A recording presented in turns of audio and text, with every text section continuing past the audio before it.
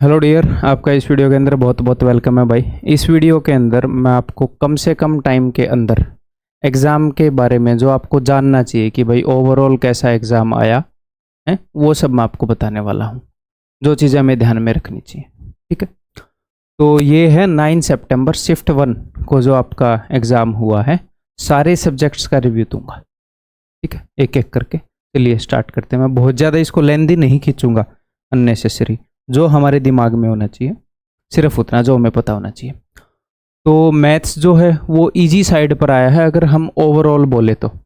और इवन वाले बच्चों के लिए मैथ और रीजनिंग बहुत ही आपको ये लगेगा क्लास में जो हम कर रहे थे वही सेम चीज़ आपको सारी याद आने वाली है। पहले ही मैं बोल रहा हूँ, बाकी बच्चे जाएंगे, आप देख लेना, ठीक है। Okay, previous year paper based आया है, ठीक है जी।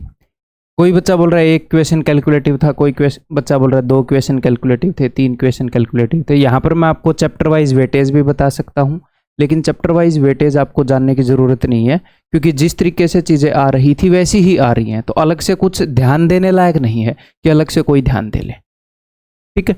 तो 1 से 3 क्वेश्चन कैलकुलेटिव थोड़े से बोल सकते हो हैं। DI का बोल रहे थे कि एक क्वेश्चन कैलकुलेटिव है, एक इलेक्शन का क्वेश्चन कैलकुलेटिव बोल रहे थे।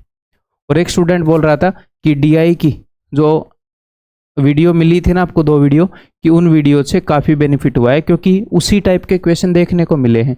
तो जिसने पहले देख रखे हैं उसके लिए इजी हो जाता है, ठीक है। तो आपके लिए चुन चुन करके कंटेंट लाया गया है, ठीक है। और 4 क्वेश्चन आए हैं, जैसा कि पहले ही बताया था कि 8 नंबर की आएगी, ठीक है। तो अलग से कुछ करने की ज़रूरत नहीं है आपको। अलग से आपको ये क्वेश्चंस देखने की भी ज़रूरत नहीं है कि आप एक एक क्वेश्चन देखो कौन सा कैसा आया था। बच्चों ने क्वेश्चन भेजे हैं बट वैसे ही हैं जैसे आप करते आ रहे हो। तो जो भी आप कर रहे हो वो करते रहो। दिन के एंड में चारों शिफ्ट का रिव्यू भी मैं ले आऊँगा इसी तरह का, जैसा आपको पता होना चाहिए, ठीक है। नेक्स्ट रीजनिंग ईजी साइड पर है। एक क्वेश्चन ये बताया गया है कि एक ओड वन आउट का जो क्वेश्चन है वो थोड़ा सा ये हो रहा था कि डिफ़िकल्ट लग रहा था बच्चों को, ठीक है। अदरवाइज और कुछ इसके बारे में जानने की ज़रूरत नहीं है।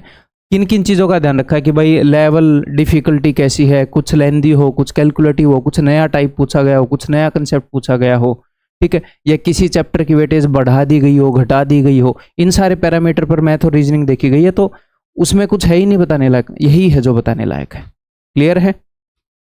नेक्स्ट इंग्लिश, उसे ईजी टू मॉडरेट बता रहे हैं, ओके।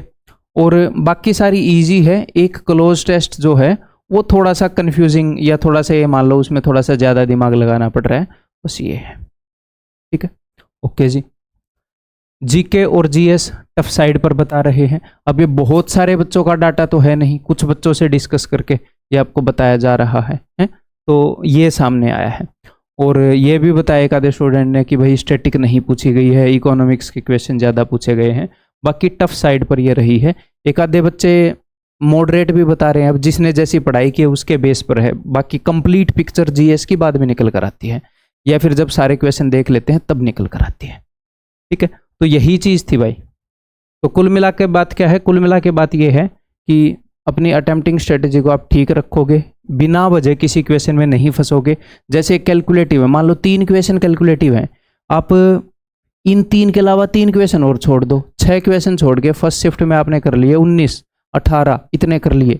फिर बाद में जो 3 क्वेश्चन कैलकुलेटिव नहीं है वो कर लिए, फिर बाद में आप कैलकुलेटिव भी कर लोगे क्योंकि आपके पास टाइम बचेगा और आपके मन में कॉन्फिडेंस होगा कि 22 तो कर लिए। ऐसे ही रीजनिंग में मान लो 1-2 क्वेश्चन स्ट्राइक नहीं हो रहे, फर्स्ट टाइम में उनको हवा मत दो, बाद में उनको इज्जत दो, बाद में करेंगे, ठीक है। तो सेम काम आपने करना है। अब क्या सर आगे पेपर ऐसा ही आएगा? ये किसने बोला? इस चीज़ की क्या गारंटी है? ना भी आए, अगली ही शिफ्ट ऐसी हो जाए, हैं आपको ऐसे थंबनेल मिले, ये क्या खेल कर दिया एसएससी ने ऐसे। तो आपने क्या करना है, आपने हर एक चीज़ के लिए तैयार रहना है कि जैसी शिफ्ट आएगी उसके अकॉर्डिंग मुझे जिस तरीके से अटेम्प्ट करना चाहिए मैं अटेम्प्ट कर लूँगा या कर लूँगी। ये मान के मत चलना हाँ बट पेपर ऐसा ही आएगा, डरने की ज़रूरत नहीं है। आप लोगों को ये गाइडेंस देने की ज़रूरत थी, इसलिए मैं आया हूँ, ठीक है। तो दैट्स ऑल भाई। इस वीडियो के अंदर आपका पेपर अगर हुआ है तो कैसा हुआ ये बताना इस वीडियो के कमेंट बॉक्स के अंदर। Bye bye, take care.